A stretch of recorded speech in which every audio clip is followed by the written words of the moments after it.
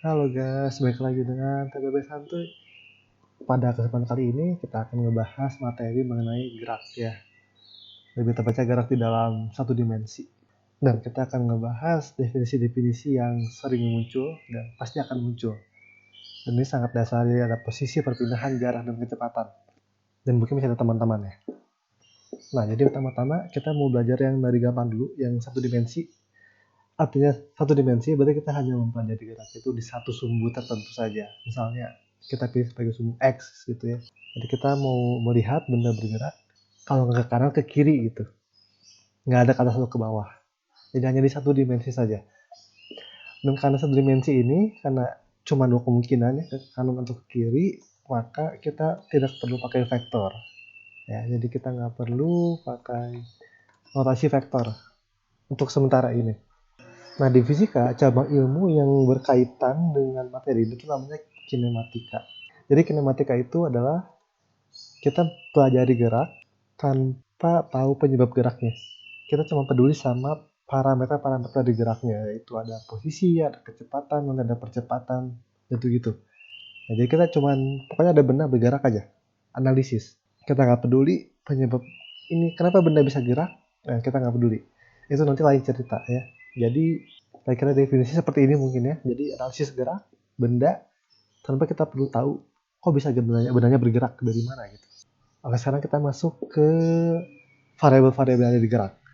Ini terutama adalah ada posisi, ada perpindahan, ada jarak. Yang ketiga-tiganya bisa saling ketukar-ketukar. Makanya perlu di-clearin dulu definisi masing-masing. Oke, sebagai ilustrasi, misalnya nih ya, kita punya garis bilangan kayak gini, di mana tiap titik ini dikasih nama koordinatnya. Ini X, ini 0, 1, 2, 3, dan dalam meter. Nah, titik-titik ini namanya posisi. Jadi kalau misalnya kita diam di titik ini nih, di titik ini, oh berarti kan ada posisi X sama dengan 1 meter. Kita diam di titik ini nih, di titik 4, oh berarti ini X sama dengan 4 meter. Dan kalau mau ada posisi harus ada acuannya. Acuannya itu adalah yang ini, X sama dengan 0. Ini acuannya. Jadi kalau orang ada di sini, oh berarti dia ada di X sama dengan 0. Nah, sekarang ada perpindahan, ada jarak ya. Misalnya nih ya, misalnya kita ada di sini nih, awal-awal. Ada di X sama dengan 0. Terus sekarang kita gerak ke sini. Nah, ke titik di sini. Ya, ke arah kanan. Di step ini, kita kasih nama step 1 ya.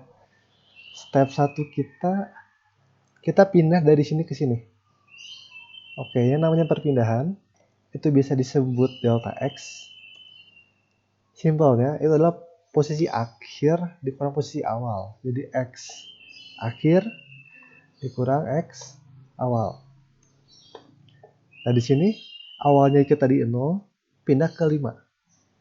Berarti kan 5 kurang 0, sama dengan 5 meter. Nah, itu perpindahan ya. Jadi minimal harus ada 2 titik definisinya, awal dan akhir. Dapat perpindahan. Sekarang kalau jarak. Kalau jarak itu total lintasan yang ditempuh. Dalam hal ini sama juga 5 meter. Orang jalan dari sini ke sini 5 meter. Jadi dalam hal ini sama nih ya. Jaraknya 5 meter. D gitu ya. Untuk membedakan.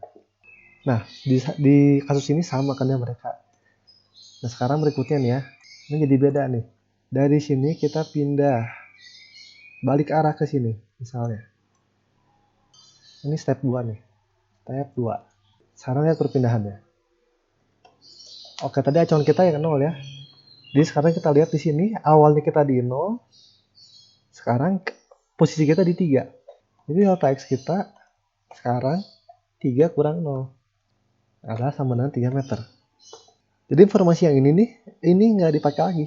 Karena perpindahan itu, kita cuma ngeliat akhir kurang awal gitu. Jadi perpindahan dari sini ke sini, itu adalah 3 kurang 0. Sedangkan kalau jaraknya dari sini ke sini, itu tadi total lintasan yang ditempuh. Ya, total lintasan yang ditempuh berarti dijumlahin dari awal.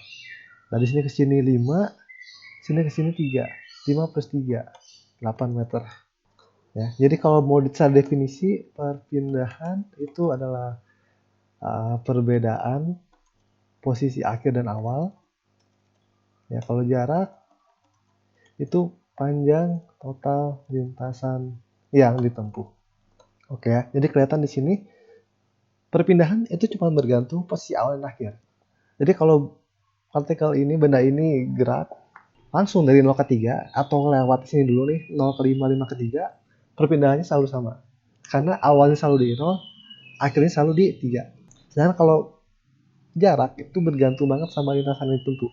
Yang ini, contoh ini nih, dari 0 ke 5 dulu, baru dari 5 ke 3, itu jumlahin jaraknya. By the way, ini salah ya, sorry ya. Ini dari 5 ke 3 harusnya 2. Jadi ini 7. Mohon maaf. Sedangkan kalau kita jalan dari 0 langsung ke 3, jaraknya akan sama dengan perpindahan 3 meter. Jadi benar-benar tergantung sama bentuk lintasan yang ditempuhnya. Ya. Selain itu, juga kita perlu tahu jarak itu berupa skalar. Nggak punya arah, jadi karena panjang lintasan, panjang itu skalar, nggak ada arah. Sedangkan kalau perpindahan, itu vektor. Nah, kok bisa ya? Oke, jadi kita coba lihat lagi ya. Kita coba contoh lagi. Sekarang gimana kalau gini? Kalau sekarang ada dua kondisi nih, coba. Yang pertama adalah kita jalan dari sini ke kanan. Sama jalan dari sini ke kiri. Oke. Baik yang merah atau yang biru, jaraknya sama. Dia nempuh lintasan 3 satuan, 3 meter. Ini juga nempuh lintasan 3 meter, jadi jarak mereka sama. Jaraknya 3 meter. Yang biru juga ya. Oke, sama mereka, tapi perpindahannya beda. Kita lihat ya, yang warna merah perpindahannya dari 0 ke 3. Berarti 3 kurang 0. 3 meter. Oke, ini sama. Tapi lihat yang biru. Dari 0 ke min 3. Berarti min 3 kurang 0. Min 3. Nah, muncul tanda minus di sini kan. Padahal jarak nggak mungkin minus ya. Jadi perpindahan itu di sini bisa minus. Menunjukkan apa? Menunjukkan oh dia vektor. Karena arah geraknya ngaruh gitu. Arah gerak ke sana positif perpindahannya, arah geraknya ke kiri negatif perpindahannya. Sedangkan kalau jarak mah nggak ngaruh, sama aja. Jadi di sini nunjukin perpindahan itu vektor. Jadi yang perlu diingat ya, konsep yang penting banget adalah perpindahan hanya bergantung pada posisi awal dan akhir. Sedangkan jarak bergantung pada lintasan yang ditempuhnya gimana. Jadi sangat mempengaruhi. Ngitung jarak jadi lebih ribet lah daripada perpindahan. Nah, ini berkaitan dengan posisi perpindahan dan jarak. Sekarang, variabel gerak yang berikutnya adalah kecepatan. Jadi kecepatan tentu itu mengukur seberapa cepat benda bergerak. Ya, seberapa cepat benda bergerak. Nah, kecepatan sendiri itu ada dua jenis. Jadi, kecepatan itu ada yang rata-rata dan sesaat. Biasanya kita simpulkan seperti ini. Kalau rata-rata, V average. Ya, kecepatan rata-rata. Kalau sesaat, V aja. Gitu ya. Nah, apa beda dari keduanya? Kita langsung lihat contohnya ya.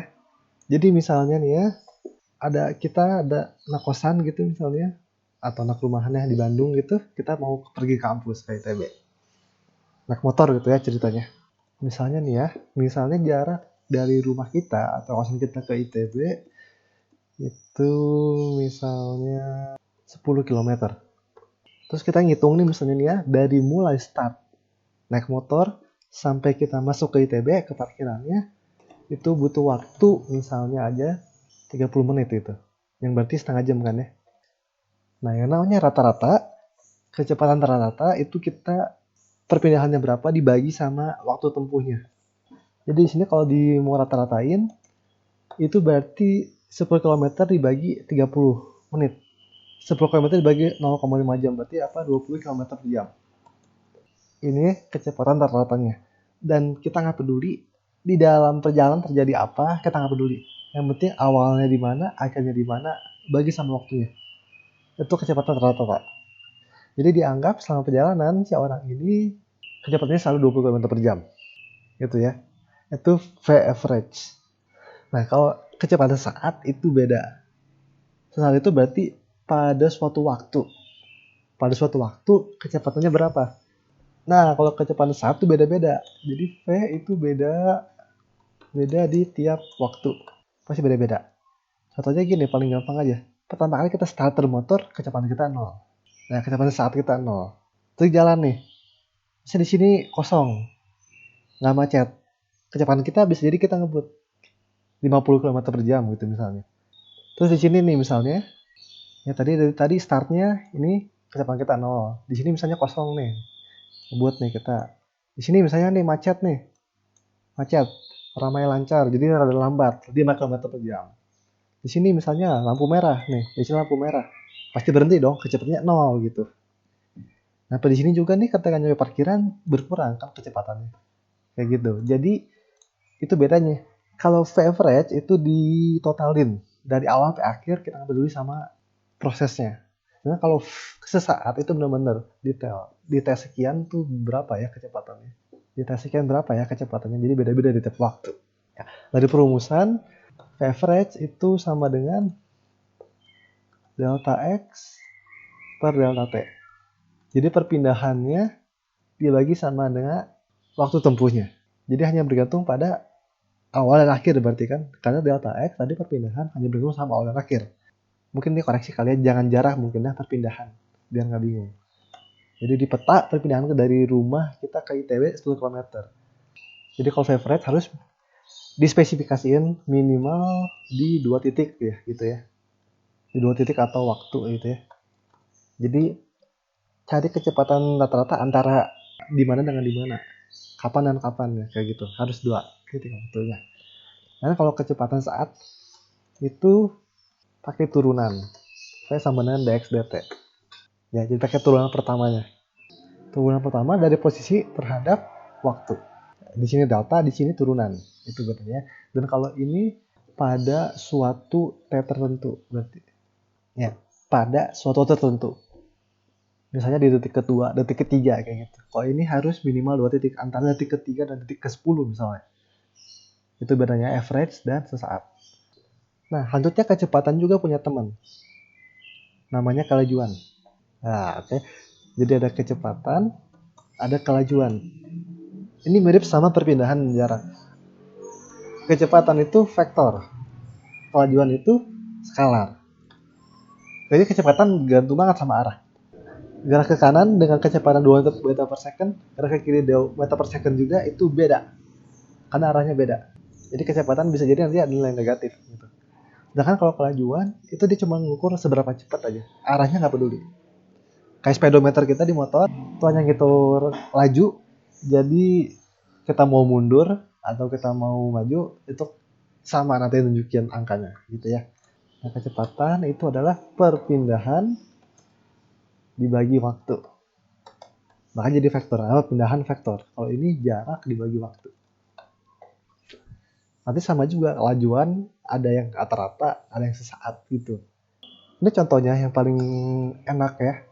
Misalnya di dalam suatu sirkuit balap gitu, bentuk lintasannya melingkar kayak gini nih. Jadi pembalap dari start dia menempuh lingkaran, balik ke posisi semula gitu ya. Nah, kalau ditanya sekarang kecepatan rata-rata dari start sampai finish lagi. Oke, delta X per delta T kan ya, perpindahan dibagi waktunya. Oke, perpindahannya berapa nih? Dari start, bentuknya ngelingkar, terus ke finish. Perpindahan hanya bergantung awal dan akhir. Awalnya di sini, akhirnya di sini. 0 dong berarti. Karena kembali lagi ke posisi semula. Jadi ini 0 per T gitu misalnya ya, kita butuh waktu T. Ya udah nih 0. Gitu ya. Kecepatan rata-ratanya 0. Nah, kalau kelajuan rata-rata jarak tempuhnya dibagi waktu. Sekarang dari sirkuit ini dia menempuh satu lingkaran penuh. Berapa jaraknya? Berarti keliling lingkaran kan? 2 pi r dibagi dengan T. Nah, ada itu. Ini kelajuan rata-ratanya. Jadi itu perbedaannya tuh ya. Kelihatan di sini, perpindahan di sini 0, makanya kecepatan rata 0. Dan kalau kelajuan jaraknya nggak 0. Makanya ada kelajuan rata-rata. Itu bedanya. Jadi semoga definisi di sini kalian bisa paham dengan maksimal. Oke, terakhir kita akan bahas contoh soal ya. Kita misalnya punya gini nih. Ini artinya posisi benda ini tiap waktu berubah. Tiap T berubah. Nah, seperti ini ya. Kalau disuruh cari ini ya, misalnya nih ya.